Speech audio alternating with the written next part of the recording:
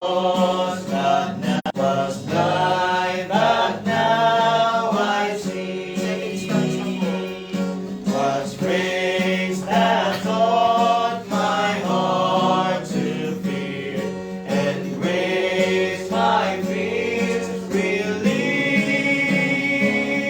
How precious did that grace appear the hour I first believed.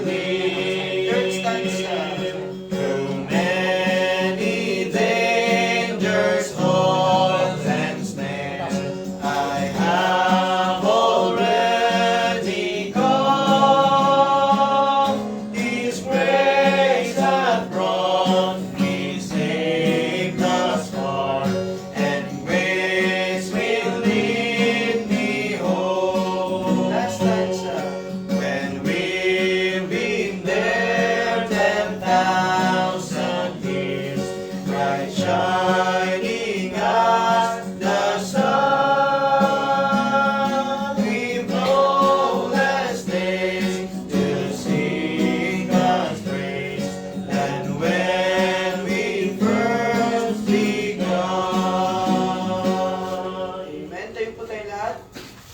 At simulan po muna natin ang ating pong gawain sa gabi ito sa panalangin. Tawagin natin si Pastor Eric po.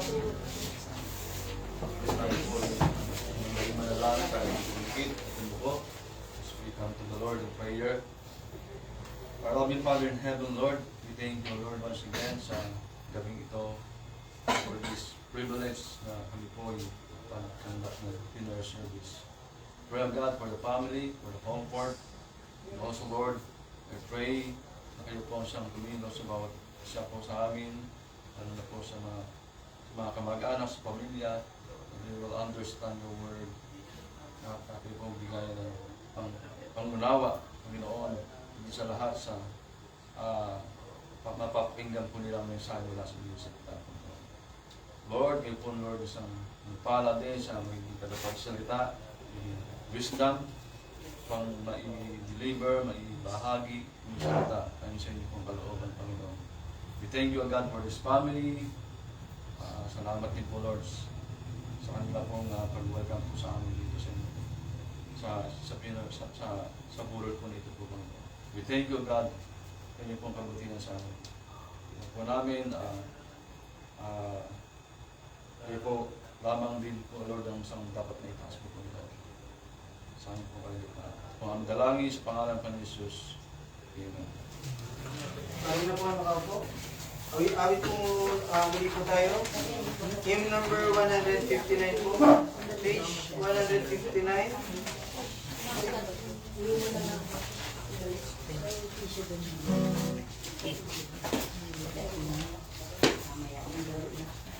It is well with my soul. Page 159.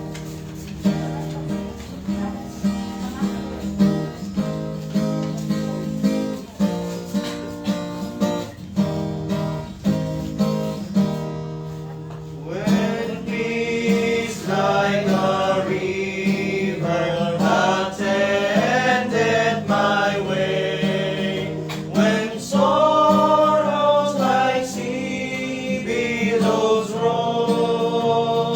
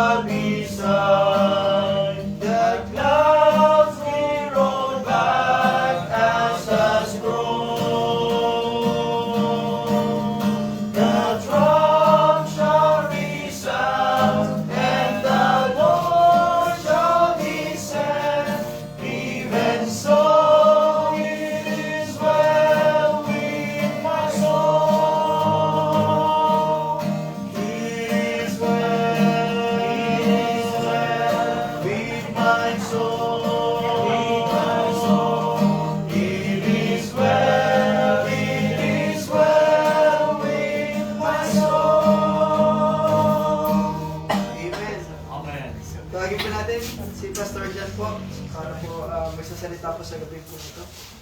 Amen. Bago po ako magbigay po ng mensahe ngayong gabi, nais ko lang po muna mag-imbita po, baka meron pong gusto magbigay po ng munting testimony patungkol sa buhay ni nanay or ang ating relationship with nanay. Ano ang kaalaala patungkol po kay nanay, ano? Baka meron po gusto magsalita, mga kamag-anak, anak, may kapatid pa po ba si nanay? Kung meron gusto mo magbigay po ng testimony. Naging buhay ng nanay. Opo. Ganun meron siya. Nagyari siya. Ganun. Totoo po. Bawal nga lang daw po. So, magandang gabi po sa lahat. Sa amin po magkakapatid ay 8 po kami sa huling pamilya at unang pamilyang tatay ko ay 5. So, lahat po yun ay kasama ng nanay ko pinalaki. So, ako po ang pinakabunso. So, ako ang laging kasama ng nanay ko ng kabataan. Sa hirap, sa pagtatanim ng balay, sa bukid. So, talaga pong malalim ang pinagsamahan namin ng nanay ko hanggang nag-asawa ko, kasama ko nanay ko, hanggang lumaki yung mga anak ko, nanay ko pa rin ang nag-aruga. Kasi maaga akong nahiwalay sa asawa, so nanay ko ang katuwang ko sa lahat ng hirap. Mga ate ko, ako pinakabunso. So, kaya po, malaking kawalan sa amin kahit na mag 100 plus sana siya, kahit na basta nandiyan lang siya, di ba, hindi naman po mahalaga siya, sabi nila 100 na makukuha. Basta po ang sa amin ay andyan ang nanay namin, kahit na sinasabi ng iba na kapag matanda ka na ay wala nang silbi. Ang nanay namin ay kahit na wala na siyang silbi sa paningin ng iba ay talaga po napaka-precious po ng nanay namin. Kaya napakahirap po na yung malakas pa siya, bigla siya mawawala. Kahit po, mag-98 na siya next month, pero talaga po malakas pa siya. Pero siguro talagang sa edad niya kasi sumubra na yung payat niya, ay hindi na rin kinaya siguro ng puso niya na lumaban. Pero malakas pa rin po siyang kumain that time. Kaya nagpapasalamat po ako sa mga ate ko, kay ate Minda na siya talaga yung mga huling araw, huling ang nanay namin ay siya kasama. Si Kuya Rolly, yung mga pamangkin ko, yung mga ate ko na dumadalaw, ay mga anak ko, mga apo ng nanay ko, lahat po ay talagang nagpapasalamat ako. Sana, yun nga lang, syempre po hindi naman maalis sa pamilya, may kasamaan ng loob, normal lang po yun. Ito po ay sabi ko, ngayong wala na yung nanay namin, sana ay patuloy ang banding ng pamilya. Amen. Na hindi matapos ang pagiging pamilya dahil nawala na po yung isa-isang taong nag-uugnay sa aming lahat na nagsasama-sama kami sa araw ng kaarawan niya, kahit malalayong lugar ay dumadalo. Kaya yun lang po, pagpapasalamat ko sa lahat at sa inyo po. Kasama nung pamangkin kong si Ruth, ay apo ko na pala si si Shane. Pamangkin ko si Ruth. Si Shane pala, dahil si Shane ang kasama niyo sa Maraming salamat po at God bless. Sana po mga ate ko, kuya ko ay maging healthy. Marami po pong wala na sa Pangasinan, sa Bisaya, parating pa lang po. Maraming salamat po, magandang gabi. Piliin po ang Panginoon, tunay, ang isa sa pinaka mahalaga pagdating sa pamilya, ang magulang. Sabi nga po ni Ate Gina po, na ang nanay ay nagtuugnay sa bawat isa na magkakapatid. Bagamat malayo ang tirahan, malayo sa isa't isa. Ngunit kapag may mga ganyang okasyon, kagaya ng kaarawan, kagaya ng mga reunion, napapag-isa ang pamilya. So ngayon po, tayo po ay magsisimula sa pangangaral ng salita ng Panginoon. And in behalf po ng aming pong pastor, Reverend Oliver Mesiano, ako po ay isang missionary pastor. Ako po ay nagpapastor sa Candelaria, Zambales. And ako po ay naatasan na magbigay po ng mensahe ngayong gabi, and I hope that ito po ay maging pagpapala sa atin. And the message ay hindi po para kay nanay. kundi ito po'y para sa atin. Patungkol sa kalalagayan ng ganitong sitwasyon ang tinatawag nating kamatayan. Sabi po sa Bible, sa isang versikulo po in the book of Ecclesiastes chapter 7 in verse 2. Ang sabi po rito, it is better to go to the house of mourning than to go to the house of feasting. For that is the end of all men, and the living will lay it to his heart. Sa Tagalog po, sapagkat mas mainam na magtungo sa bahay ng mourning. Yung ibig sabihin yung lamay na ganito po. Yung pagdaramdam. Kesa pumunta sa bahay ng kapistahan o kasiyahan, sapagkat ito ang wakas ng lahat ng mga tao at ang mga nabubuhay ay isa sa puso ito. Manalangin po muna tayo bago po ako magsimula sa pangangaral. Let's pray. Lord, kayo po ang siyang patuloy pong hinihiling ko na mangusap, manguna sa amin pong pagpapahayag ng inyong pong salita. Nawa Panginoon, ito po'y maging pagpapala. Nawa Panginoon, ito po'y maging paalala para sa bawat isa po sa amin. At dalangin ko nga po na sa pamamagitan ng banal na Espiritu na siyang magbibigay ng kaaliwan, comfort. He is the comforter po namin. At ikaw, Panginoon, ang siyang aming magiging pag-asa na sa kabila ng ganitong sitwasyon sa pamilya po na naiwan ni Nanay Leonisha. We are praying, Father, na kayo nga po talaga ang siyang mag-unite sa kanila. Lalong-lalo na pag bubuklotin mo sila ng inyong dakilang pag-ibig, O Diyos. And let your word really speak to us and it might be understood. Kayo pong siyang magbigay ng understanding sa bawat isa. Sa pangalan ng aming pong tagapagligtas na si Kristo Jesus. Amen. At amen. Meron po akong gustong ipakilala sa bawat isa po sa atin ngayong gabi. Siya po ay isang profesor. Siya po ay isang guro. Siya po ay terror na teacher. Terror, kumbaga, kinatatakutan, pero siya ay napaka-epektibo. Itong teacher po na ito, talagang kinatatakutan siya ng lahat ng kanyang mga estudyante, ngunit very effective kasi lahat ng kanyang mga nagiging estudyante ay talagang natututo pagdating sa kanyang mga turo. Mukha niya ay hindi man nakikita, may takip, ngunit ang kanyang boses ay talagang merong matinding otoridad. Siya, sa pangalan pa lang niya, maraming mga estudyante niya takot na sa kanya. Siya ay stricto, prangka, hindi siya marunong magbiro. At ang pangalan niya is Professor Death. Or ang guro na nagngangalang kamatayan. Ang sabi po rito sa ating talata, it is better to go to the house of mourning. Yung lugar o tahanan ng pagluluksa. Kesa magtungo doon sa tahanan ng kasiyahan. Sapagkat ang ganitong kalalagayan daw po ay ang wakas ng lahat ng tao. At alam din naman po natin, that we are all living. Nabubuhay sa ngayon. May darating din po sa punto tayo papanaw. Napakaganda nga po. Sabi nga po ng talata sa Biblia, in the book of Psalms, na ang average na lifespan ng buhay ng isang tao is 70 years. 70. Ngunit Nanay Leonisha is so blessed to have 97 years of existence dito sa lupa. And she's really blessed. Ano po? And, ngunit, in our life, sa ating pong buhay, at sa ganitong klaseng sitwasyon, meron po tayong matutunan. At nawa, ito po'y maging paalala sa bawat isa sa atin, tayo na mga nabubuhay, tayo na mga naiwan, patungkol sa katuruan na ibinabahagi sa atin at ating matututunan pagdating po sa ganitong sitwasyon, ang kamatayan. Well, ang kamatayan po ay isang realidad sa lahat ng tao. Sapagkat ang kamatayan or ang buhay ay temporary. Tama po? Ang buhay ay pansamantala.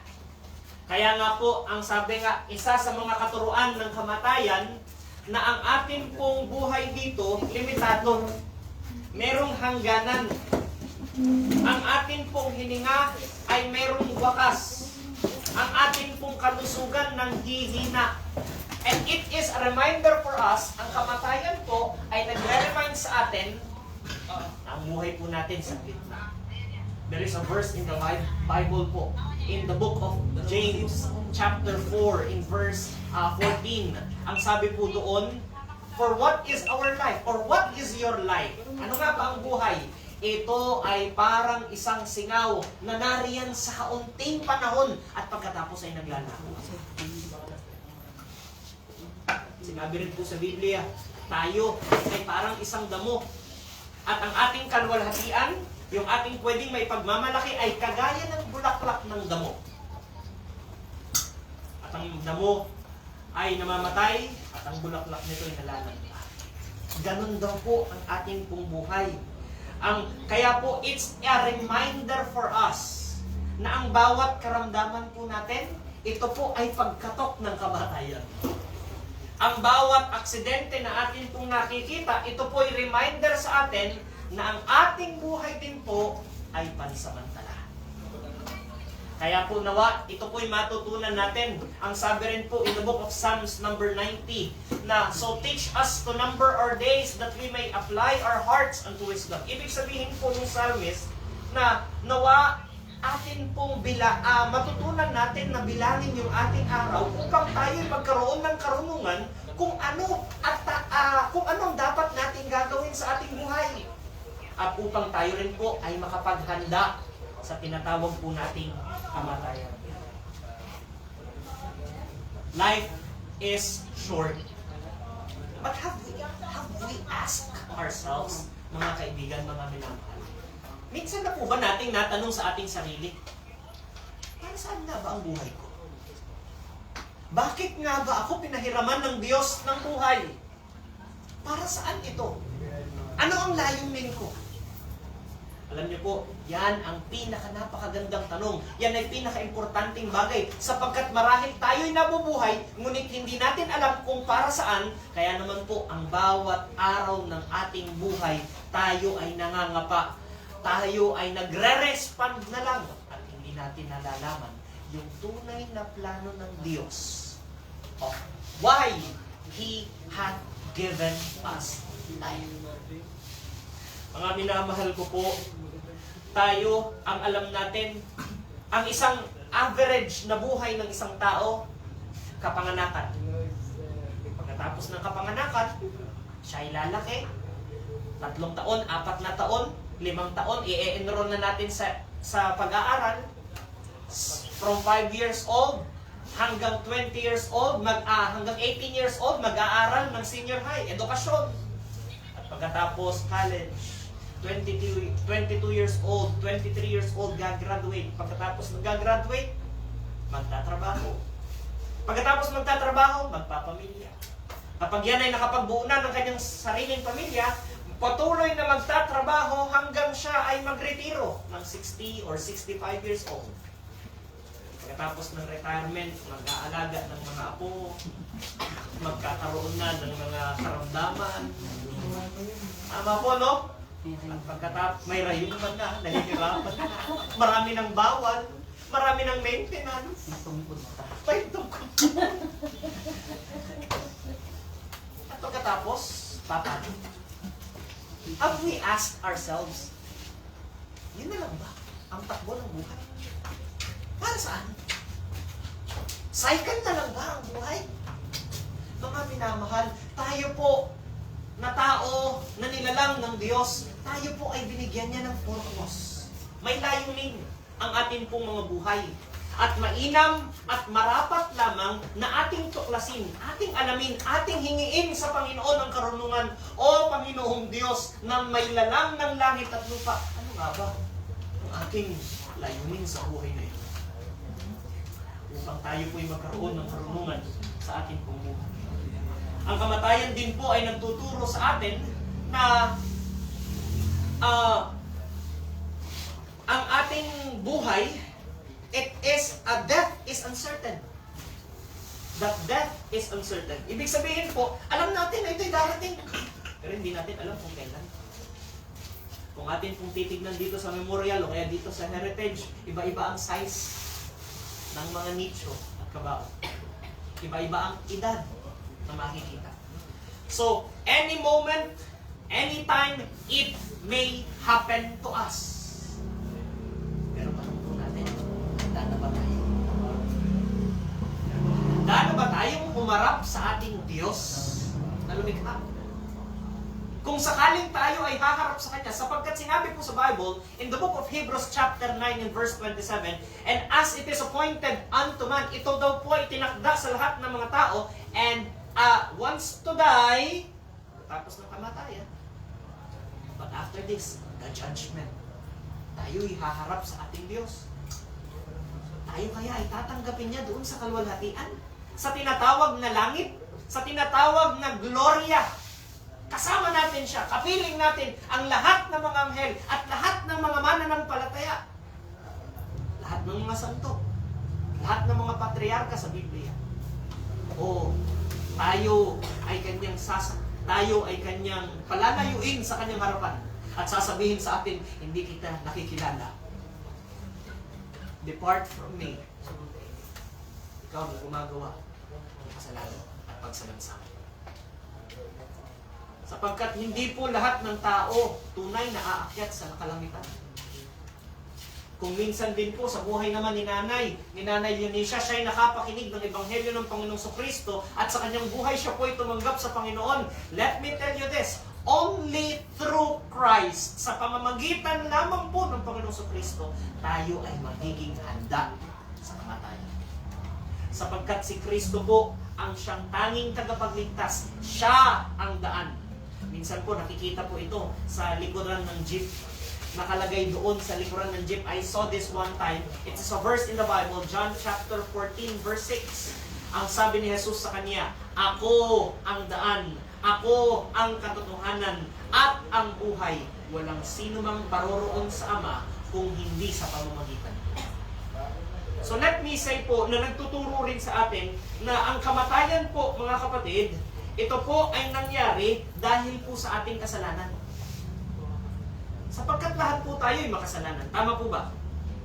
Wala naman po magsasabi, Pastor, banal ako. Wala akong kasalanan. Ako'y sagradong nilalang. Alam niyo po, nakalagay po sa Biblia, for all have sinned and come short of the glory of God. Lahat daw po ng tao, lahat tayo ay makasalanan. And because of that sin, ang sabi po sa Bible, sapagkat ang kabayaran ng kasalanan ay kamatayan. Kaya po tayo namamatay because of sin. Dahil sa ating kasalanan. Dahil tayo ay makasalanan.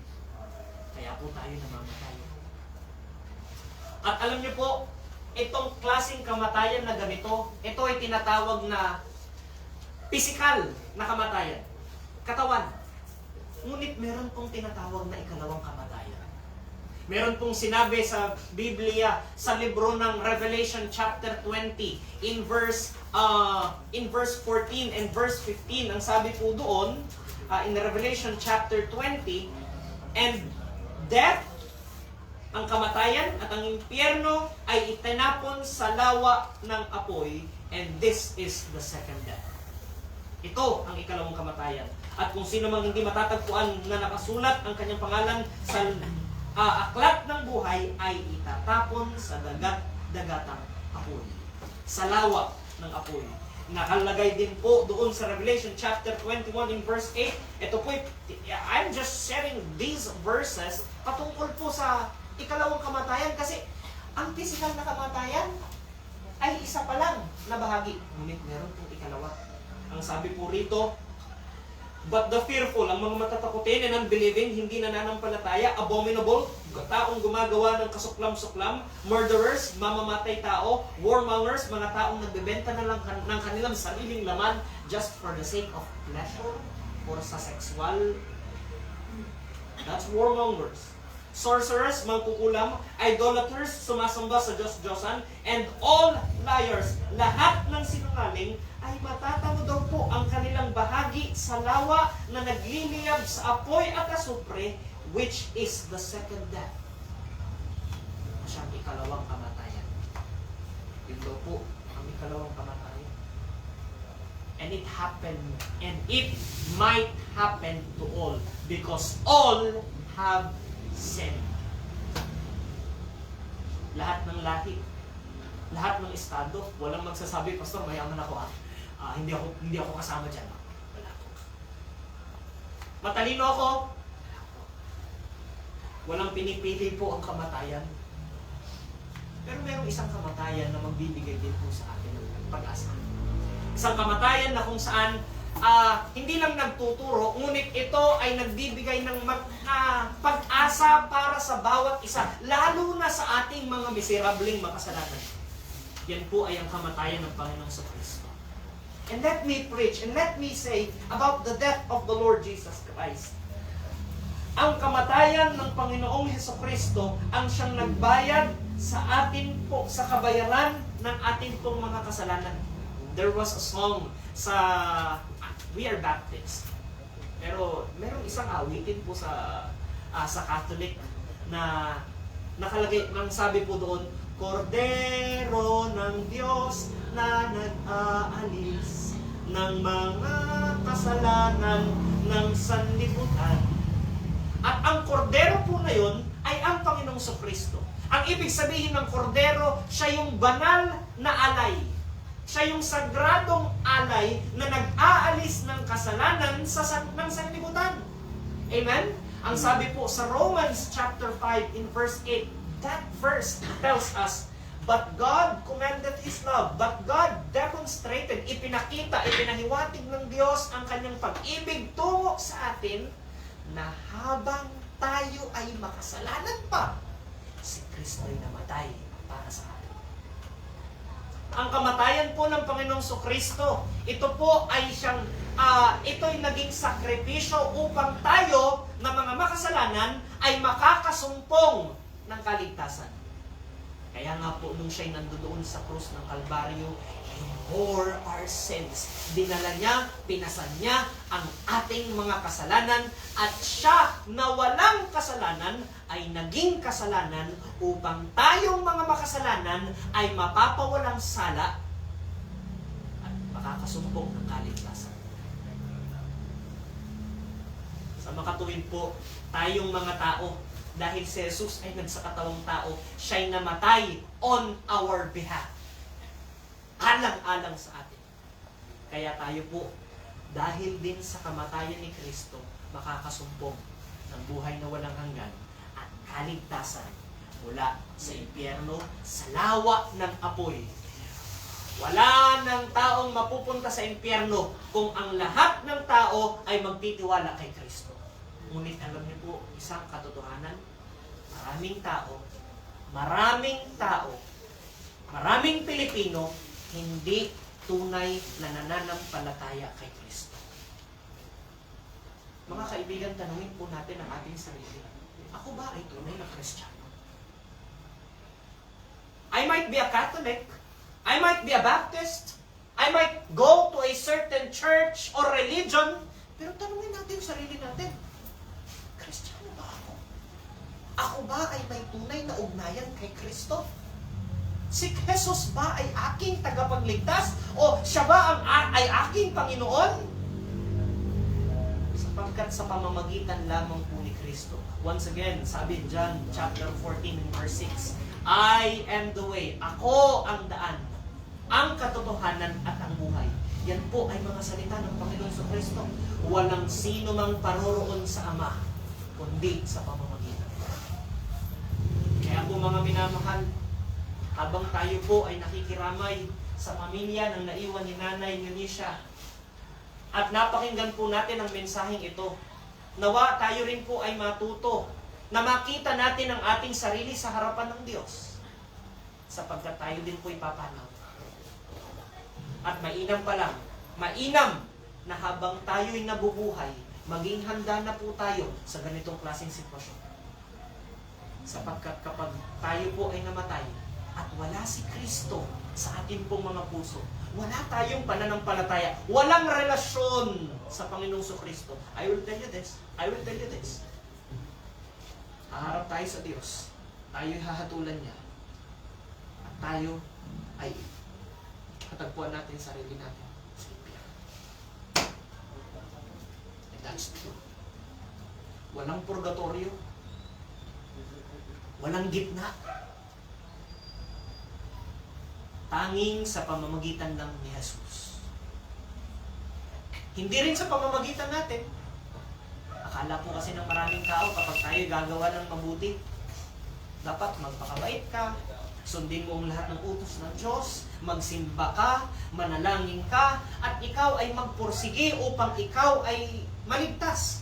Hindi sa ginagawa natin, hindi sa ating sarili upang tayo po ay maliligtas. Hindi po. Tanging sa ginawa ng Panginoong Kristo. Sapagkat sinabi po ng Biblia, sapagkat sa biyaya ay naligtas kayo sa pamamagitan ng pananampalataya. Ito ay kaloob ng Diyos. Hindi sa inyong mga sarili.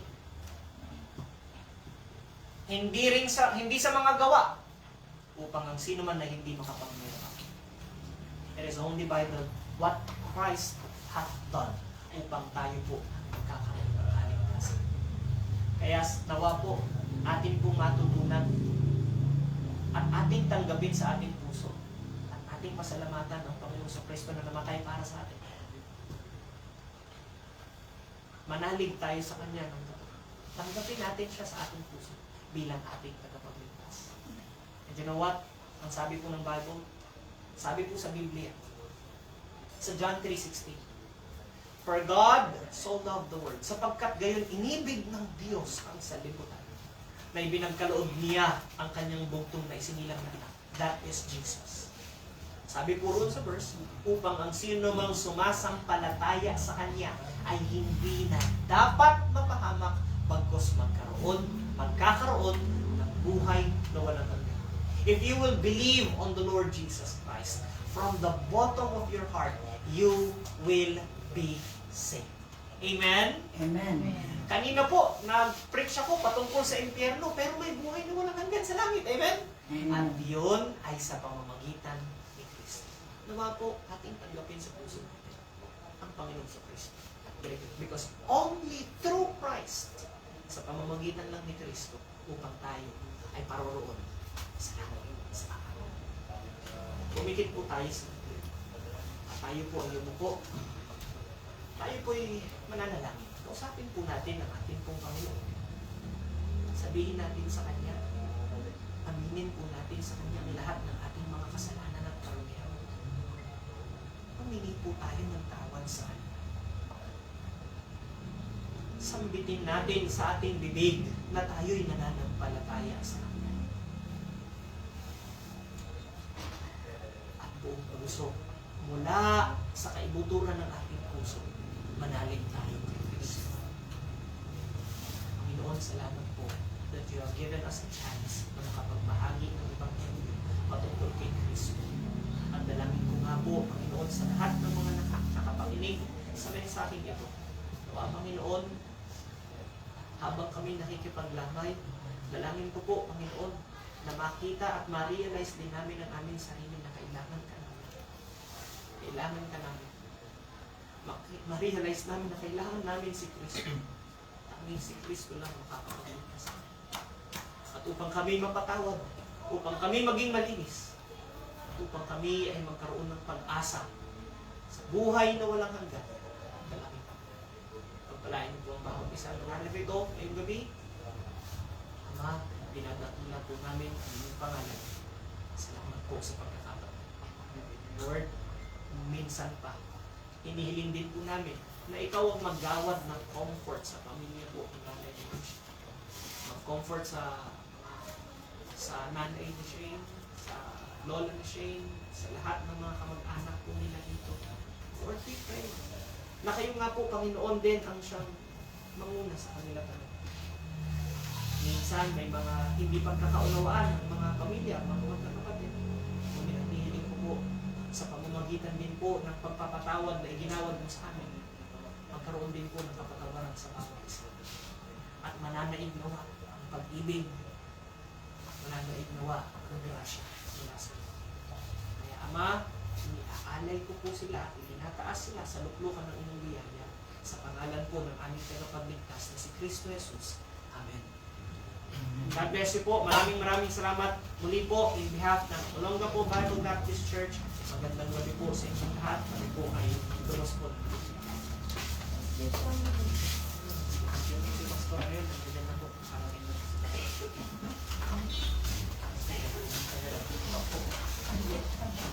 Sorry na, sa ating paano.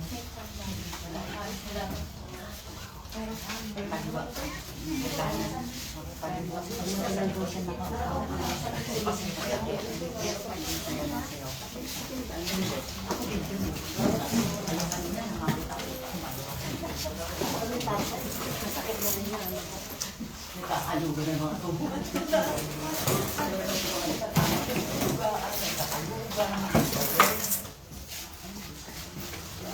May na tayo? Pabiyahe pa ako na. May sasakyan kayo, Rose? Andiyan ka na pala. Ako, nandito na. Teka, baka namin sa... Kapatid siya ni Pia. Pia. Kaya asawa ni siya. Okay. Kamusta po kayo? Atay siya niya. Pia. Magandang gabi po. Saan po kayo galing yan? Oo. Nasaan Sa siya? Quezon City. Ay, malayo. Ang layo ng pinanggalingan. Pero kanina kang umaga nandito na kami. Okay. Kala ko, kaya lang kayo dumating. Sila nanundo sa amin sa Okay. Ay, sino ba yung sinasabi mo? Sa Miguel. Sa Miguel. Wala. Hindi sila Hindi nga, nabuto. kung siya yung Miguel. Ano daw? Diyan na Miguel. Yan ang ni Jet. Miguel. Yeah. Ako, yun. Ito, sister lang. Sa akin nakatbaloy. Pia, yeah. Da. Da.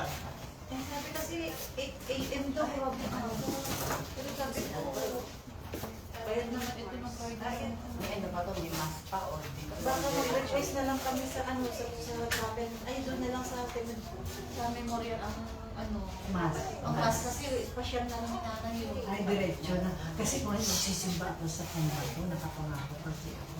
Kaya, hindi na mag-ano. Kaya hindi ko na mahabol kasi umaga kasi eh. Hindi nga, sure, sabi ko naman na sana mga bata tanghali ko, hindi ba ay makaano ba? Nakahabol. Hindi ko pa rin nalibot sa 8. Pag-usapan pa na natin sa Basta nung malaman ko, kung magbagong oras, baka makahabol kami. Pag makiwaglig din. Ay, Huwag ka habol ako. Pupunta. kung pupunta. Oo, kung makapunta Sa yun. TV ba yun? Kaya, maano ng alas na sa ay, pero tanghali ka, baka sa dito. Ha? Ikaw pa rin namin i-adjust. Ang? Alas 3? Makakapunta ka rin. Alas 3. Dahil Friday. Oo. Dahil alas 11 na. Andyan na tayo sa bukuya natin. Sisimba na ng mga sa Oo, hindi naman kami namin yun. Magsimba na. So, umaga lang kami ko ako na po. Oo, ganun. Try na lang. Try lang. Pero talagang Pwede kami makarating. hindi pa rin siya. Ayos Wala pa din. yun. Wala pa. Mag-message ka kay Ate Lilia. Si Ate Lilia mag-message ako. Hindi, sabihin na lang, ano, para mas oras. Ano, let's go na. Ate Lin, salamat na. Pumunta kami dito kita. Tsaka pag kinagaling. Wala na din nawala. Okay. Pwede na, eh? Sasakay kami. Makikisakay kami. Baka walang man. Makikisakay ka. Kasya na tayo, 4 na rin. Hatid na namin isa Subic Residence. Kasi Ate Lilia, natin siya. Sa Victory lang ako. Si Bilin, bababa na siya sa Victory. At pa siya ba kayo uwi sa Rabe? Sa Gordon na. Sa Victory na lang din siya. Daling bawa.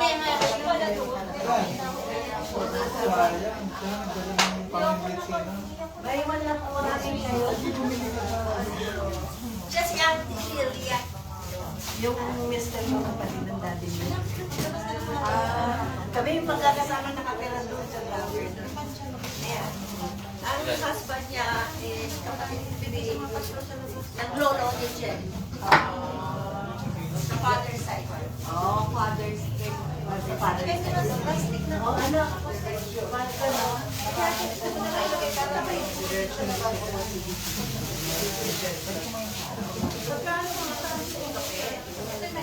Kasi yan. Ito kaya, ito din. Kasi kapo namin kailangan. Kain. Buong. Ano rin? Hindi, next one na lang. MREX ka ka. Pagbuhin ko kayo, kung tutawag ko kayo sa Traffic lang sa umpisa. baka si Agnes na dahil. Alam mo siya kaya, siguro pa. Sige na.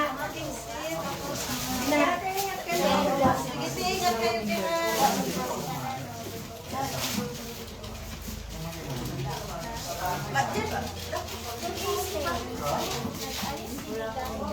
Ate, nandito yung AC kasi. Maiwan mo na kayo.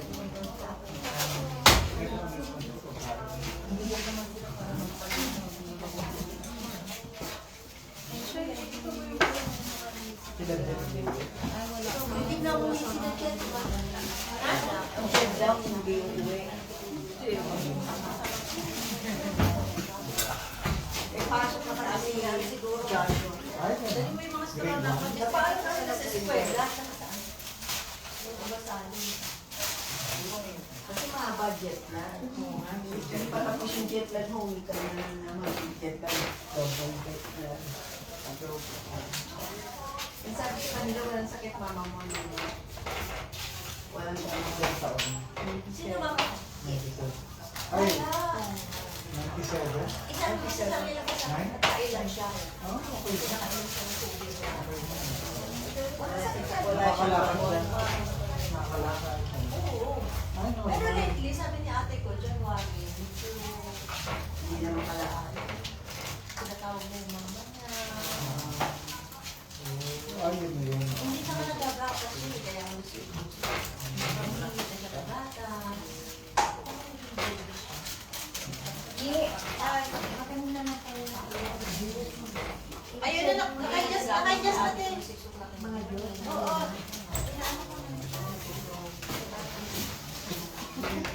Anak,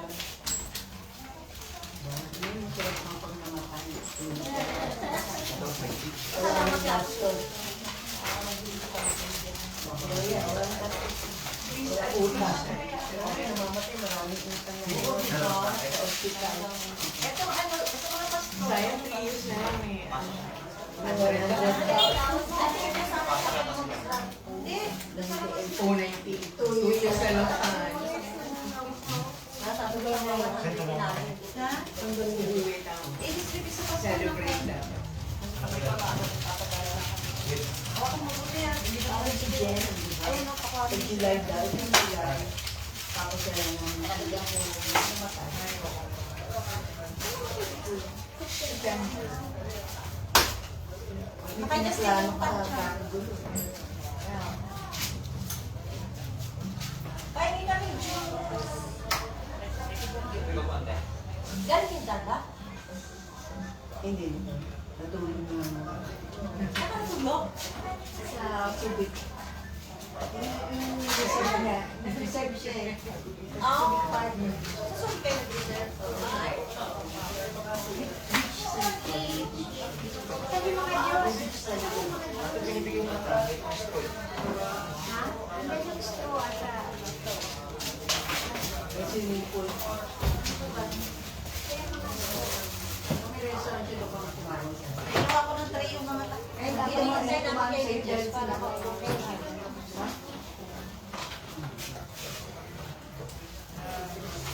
Pinapakain. Pinapakain ko dapat ang pinapakain nga. Kasi naman ko. May mag-trailer naman na. Ito yung siya yung sinundan ko na. Yung sinundan na na siya na. Yung lalaki darating sa Bicol. Si ate kong pinakapangalay ngayon, dahil pinakapangalay. Ma'am, sige na. Ilatag mo sa lamesa. Ayusin mo sa lamesa ko tayo sa lamesa. Kaya nga kung plastic, ay para dito mo. Ayun na, naka-adjust na. Ito. Yan, ito. Para dito mo ulo. Yan na sila niya. Naka-adjust na natin. Iyan sa mga taas na lamesa. Ayusin mo ba? Magkano ka ako?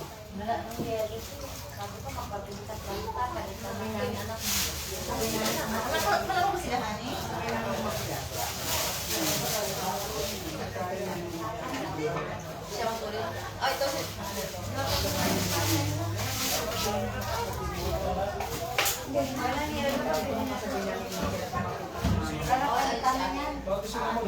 Kaya sa mga alis sila ko dito.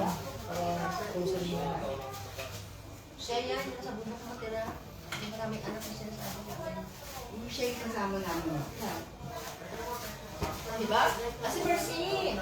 Malinis ka dyan. Mas bata yun.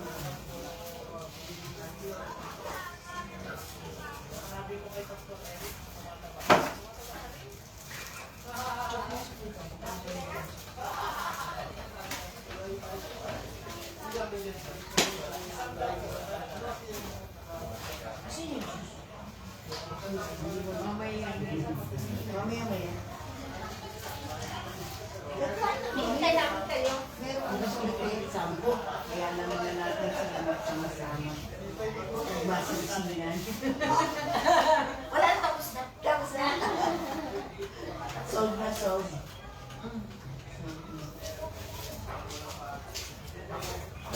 Nasagot na lahat ng akin. Ako, sabi ko na lang.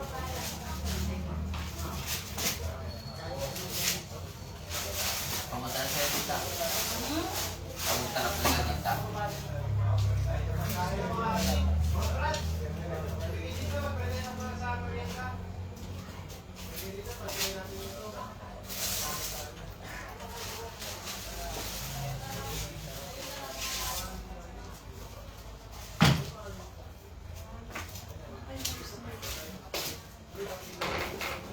Ito na lang ako sa sakit. Dati yung tatay ko magbibiguro. Alam mo, dami na pinayin mo. Baka wala akong space.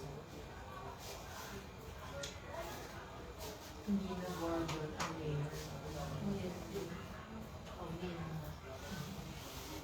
Dati mga Gordon. Di ba Gion? Gordon din? Gordon. Paulino. Si. At saka si. Bata eh. 8 feet pastor niya bata ito. Ang religion. Iba religion ni mama niya. Yun ang religion ni mama niya. Pansin.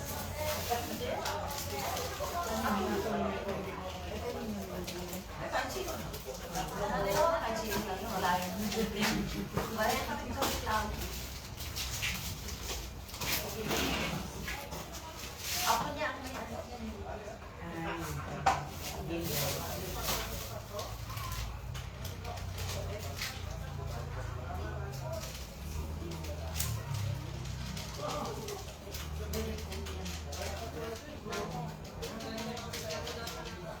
Ayaw nila. Hindi sa pagkakak. Ganun lang siya.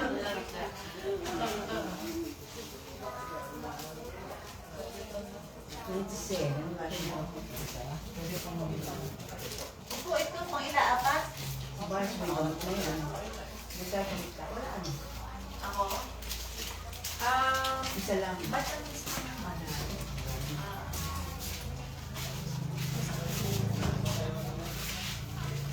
Ay, sino? Kung anak ko sa mga tulog, 40 ano pa lang yun. Marami ako nararamdaman.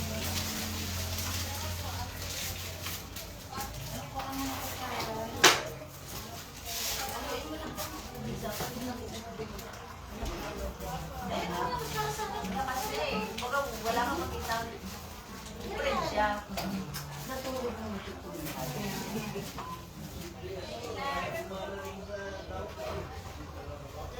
Minsan daw yung pinakain ni Ate na ang paborito niya ano eh, seafood. Seafood. Grabe ng skirt ka.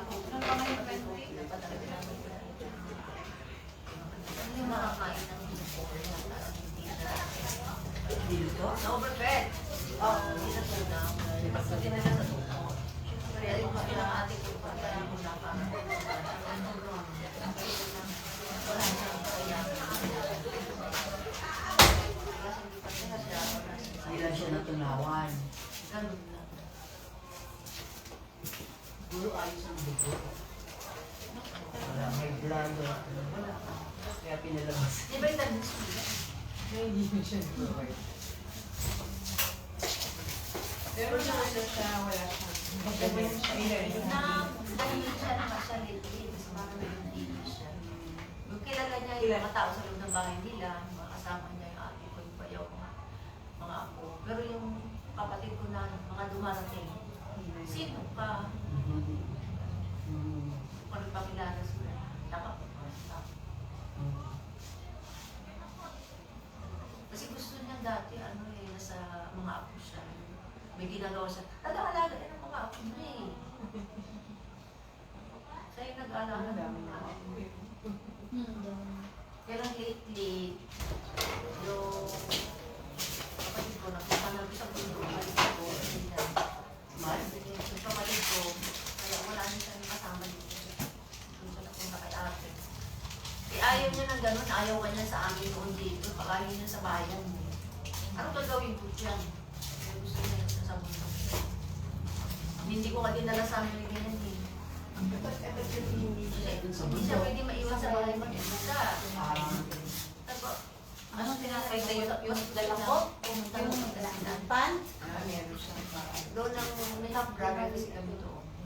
Tapos gusto niya doon pumunta. Pero siya, pag yung Ano kami galing kami di maras?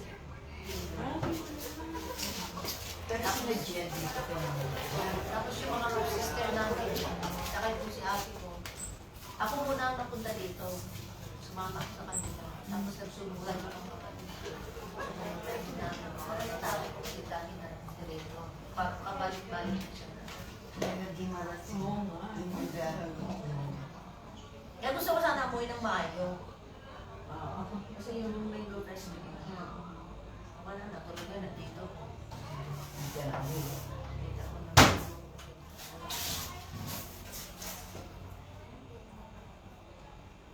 Kaya na gusto mo sa akin. Sabi nga nila dyan, gusto mo sa mama sa akin eh. Oo, alam mo yung Tsaka nandito. gusto niya yung Jen dito eh. Naninipakan niya ako. Gusto niyo may natisip pero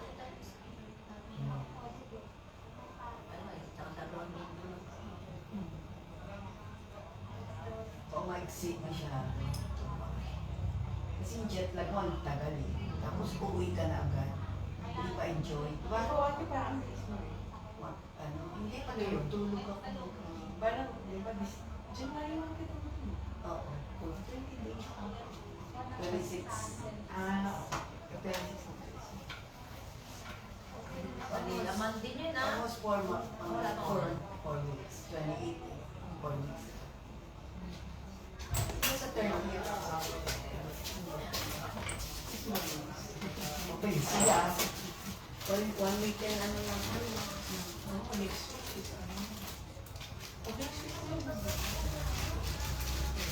One week ka lang na. Almost 2 weeks. Actually, after the 7 pa ako. Kaya naman si Mas. Nakakabagpakasyon na yung kinasasakit sa Hawaii. Pero sila Jen, sumama doon. Sabi ka lang, bigyan na lang kami ng pang-pinirang.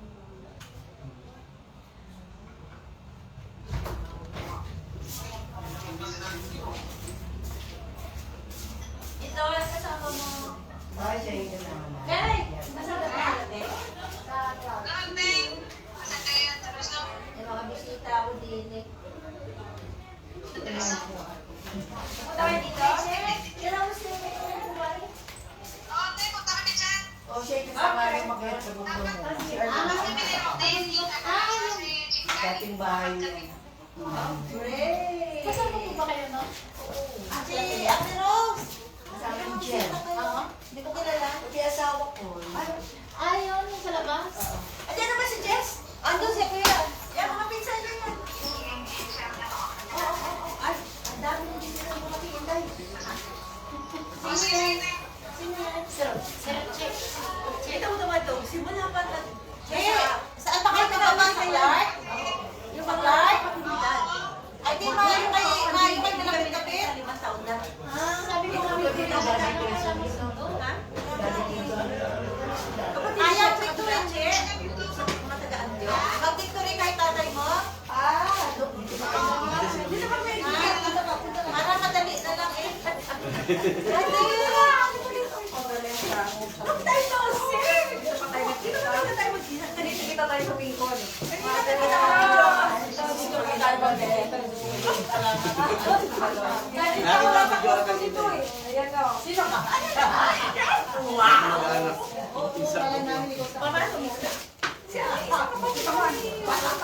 Ay, no!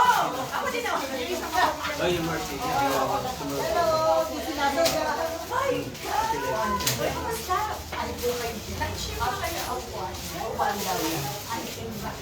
Kasi yung tuhod ko, nagkakaproblema. Tapos ako yung gumana. Yung island ko siya. Kaya dito mag-alas sa lolo ko. Pero kung bukas mo tapos ko na sila doon. Tapos si Bibi ko siya na bukas. Tapos, uwi na kami ako ng class. Kailan gawin niyo? Sa Sabado. Ilang ba? 27. At 3 days kayo na 100,000. Buti nakapag ano ka emergency ako sa work. Yung ano lang, yung treatment. Limang taon kami hindi nagkita. Alaan ko Yung sa video. Hindi. Yung bahay lang. Dahil Nag-overtime ako dito. hindi pupunta rin siya sila, hindi lilipat sila JR. Siguro. Hindi. Dalawa na kayo kalipat. Dalawa lang ako. Yung distance si ano nila, asawa ni JR Gina. Di ba Butas? Sino? Yung asawa ni JR? Gina. Oh, hindi. Nananaginip ako. Akala ko. Sana. Akala ko. Sana.